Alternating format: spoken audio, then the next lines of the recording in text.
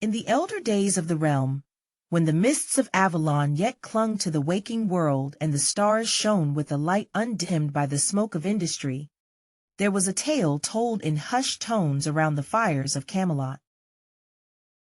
It is a tale of valor and chivalry, of quests most perilous and the eternal search for that which is pure.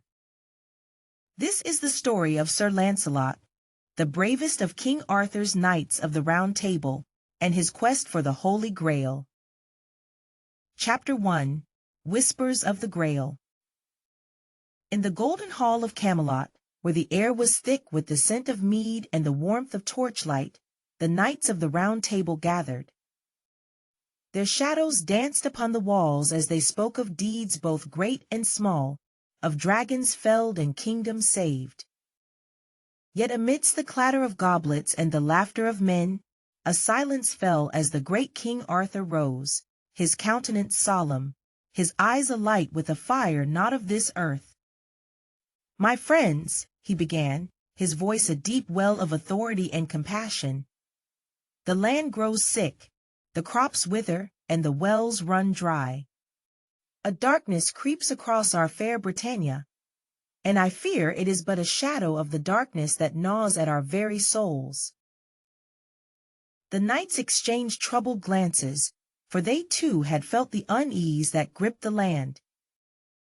It was Sir Lancelot who stood, his armor gleaming like the surface of a tranquil lake beneath the moon's caress.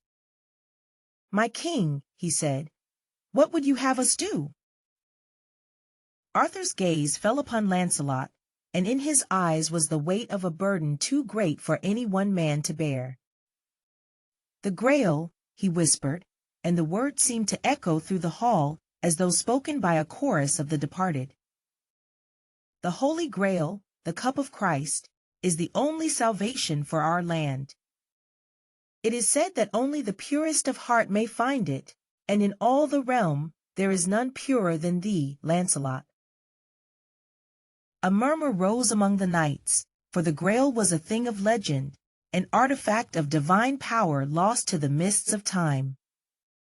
To seek it was to embark upon a journey from which there may be no return. Yet in Lancelot's breast a flame was kindled, a flame of hope and determination. "I shall find the Grail," he vowed, his voice ringing clear and true. "For the sake of our king, for the love of our land, I shall bring back the light that has been lost." And so it was that Sir Lancelot set forth from Camelot, his heart alight with a noble purpose. The path before him was shrouded in uncertainty, for the Grail whispered to the souls of men, calling them to test their mettle against the darkness within and without. The tale of Sir Lancelot's quest is one of perilous adventure, of fiends and phantoms, of allies found in the unlikeliest of places. It is a tale that wins through the deepest forests and over the highest mountains, into the realms of faerie and beyond the edges of the known world. But that, dear listener, is a story for another time. For now, let us follow the footsteps of Sir Lancelot as he rides forth, the hope of Camelot gleaming in his eyes, and the whispers of the Grail calling ever onward to the heart of the bravest knight. Chapter 2. The Forest of Trials. As the first light of dawn crept over the hills, painting the sky with hues of rose and gold, Sir Lancelot rode forth from the gates of Camelot. His steed, a noble creature with a coat as white as the purest snow, carried him with a steadfast pace towards the east.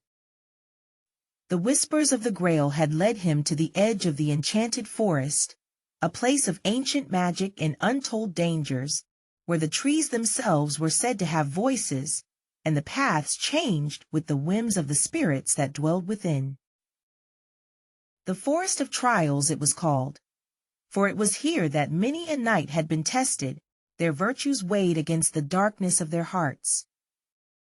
The air was thick with the scent of moss and earth, and a silence hung over the woods, a silence that seemed to watch and wait.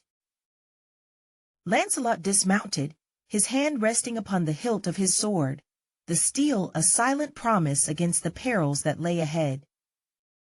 He whispered a prayer to the Lady of the Lake, the guardian of his fate, and stepped into the embrace of the forest. The trees closed in around him, their branches interlocking above to form a canopy that dimmed the light of day. Shadows flitted at the corner of his vision, and the air was filled with the rustling of leaves and the distant call of birds. Lancelot's senses were alert, for he knew that in this place, the line between the real and the unreal was as thin as a spider's thread. As he ventured deeper, the forest seemed to come alive. Whispers echoed through the underbrush, each one a riddle or a taunt, a challenge to his purpose. "Why do you seek the Grail, Lancelot?" they hissed. "What is purity to one stained by desire?" Lancelot's grip tightened on his sword, but he did not draw it. He knew that the trials of this forest were not of the flesh, but of the spirit. "I seek the Grail for my king, for my land," he replied, his voice steady. "And if my heart is flawed, then let this quest be my redemption." The forest listened, and for a moment there was silence. Then, with a suddenness that made Lancelot's heart quicken, the path before him split in twain. To his left, a trail of golden light, inviting and warm. To his right, a path shrouded in darkness, cold and foreboding. Lancelot stood at the crossroads, his mind a tempest of doubt and resolve. The whispers returned, a cacophony of voices that sought to sway his choice. But in his heart, a quiet voice spoke of courage and truth, and he knew that the Grail would not be found on the easy path. With a deep breath, Sir Lancelot stepped onto the path of shadows, his armor gleaming faintly in the gloom. The darkness enveloped him, a tangible presence that sought to smother his will. Yet he walked on, his steps firm, his purpose clear. The forest of trials would test him, would break him if it could. But Lancelot was no ordinary knight. He was a seeker of the Grail, a bearer of hope for a land in darkness. And though the path was fraught with peril, his spirit would not be turned aside. For the tale of Sir Lancelot is a tale of bravery against all odds, of a light that shines in the deepest night. And in the heart of the forest, where shadows reign supreme, that light would not be extinguished. So onward he walked, into the depths of the forest, where the trials awaited and the whispers of the Grail called ever onward to the heart of the bravest knight. Chapter 3. The Temptation. In the heart of the enchanted forest, where the light of the sun seldom touched the earth, Sir Lancelot journeyed on.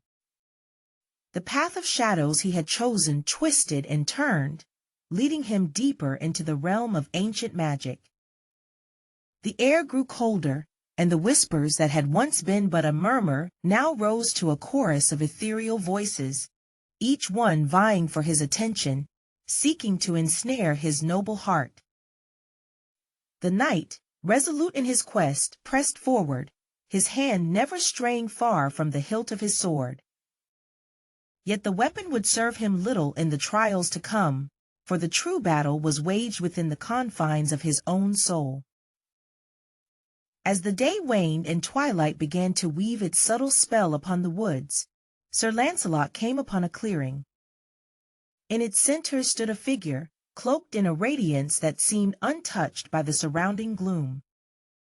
It was a woman of such beauty that it pained the heart to behold her.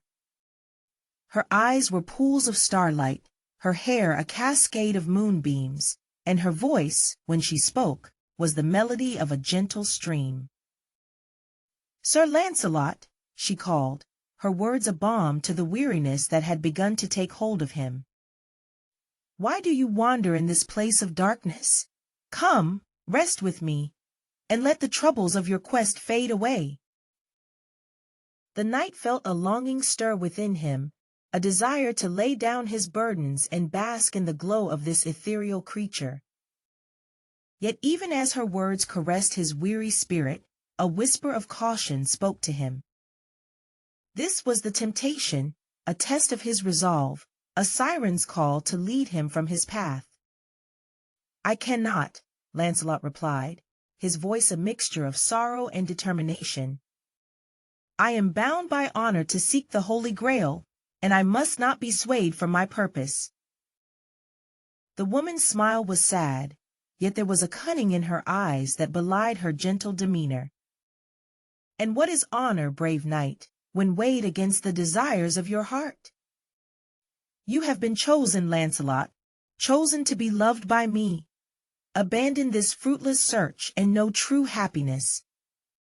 Her words were like a spell, weaving around him, seeking to ensnare his will. Lancelot felt the pull of her promise, the temptation to surrender to a love that would ask nothing of him but to forget his quest, his king, his very self. But deep within, the flame of his purpose still burned. He thought of Camelot, of the suffering of his people, of the trust that Arthur had placed in him. He could not, would not, betray that trust. "Lady," he said, his voice firm despite the turmoil within, "I am honored by your offer, but I must decline. My heart belongs to my king and my quest. I must find the Grail." The woman's visage darkened, her beauty twisting into something fierce and terrible. "Then go, proud knight," she spat, her voice now a storm of fury. "Go and seek your doom in the shadows. You have chosen the path of suffering, and suffer you shall." With those words she vanished, and the clearing was once more enveloped in darkness. Sir Lancelot stood alone, his heart pounding, his resolve tested but unbroken. He knew that the temptation would not be the last trial he would face in the forest of trials. Yet he also knew that with each step he drew closer to the Grail, to the salvation of his land. And so, with the image of the temptress fading from his mind, Sir Lancelot continued on his path, the darkness around him a reminder of the light he sought to reclaim.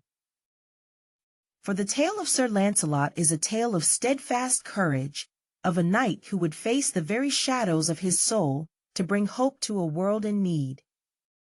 And in the heart of the forest, where temptation sought to lead him astray, that courage would not falter.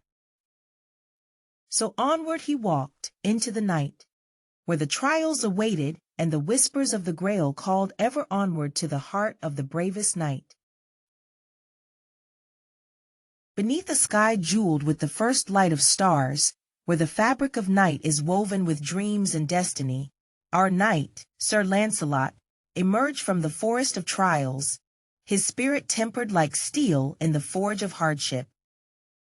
The path had been cruel, fraught with shadows and deceit, yet his heart remained unyielded, a bastion of the light he sought so fervently. In the clearing where the world seemed to hold its breath, there stood a chalice, aglow with an inner radiance that outshone the moon's soft luminescence. The Holy Grail, the very cup of Christ, lay within reach, its presence a balm to the aching lands, a promise of renewal and purity. Sir Lancelot, with reverence that stilled the air itself, stepped forward, his gauntleted hands trembling not from fear, but from the weight of a moment that would echo through the ages. As he lifted the Grail, a hush fell upon the realm, and a light cascaded from the heavens, bathing the world in a brilliance that mended the fractures of a land long besieged by darkness. The crops stirred in their fields, the wells brimmed with sweet water, and the hearts of men, once shrouded in despair, now swelled with hope. Sir Lancelot, the bravest of knights, had faced the abyss and returned with salvation cradled in his arms. His quest, a testament to the unyielding power of purity and faith, would be sung by the bards, a tale to ignite the courage of all who heard it. And so, The knight returned to Camelot, the Grail in hand, the land healed by its touch. In the Golden Hall, King Arthur and his knights rejoiced, for the light that had been lost was found, and the glory of Camelot, like the eternal stars, would never dim.